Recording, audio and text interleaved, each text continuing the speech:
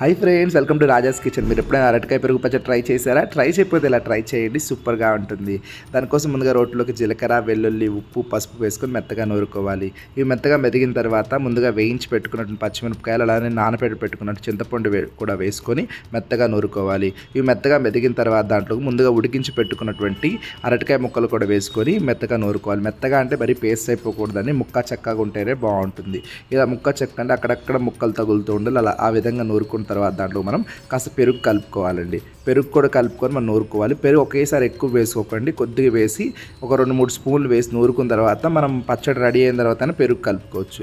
ఇలా పెరుగు కూడా వేసుకొని మరి కొంచెం సేపు నూరుకున్న తర్వాత ఒక గిన్నెలోకి తీసుకోవాలి. ఇలా గిన్నెలో తీసుకొని మనం పోపు కోసం నూనె పెట్టుకొని దాంట్లోకి శనగపప్పు, మినప్పప్పు, జీలకర్ర, ఆవాలు, ఎండుమిరపకాయలు, కరివేపాకు వేసుకొని మనం పోపు రెడీ చేసుకోవాలండి. మీకు నచ్చితే ఇంగువ కూడా వేసుకోవచ్చు, నేనైతే వేయలేదు.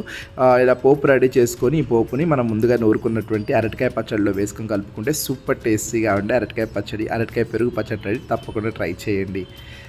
Thank you.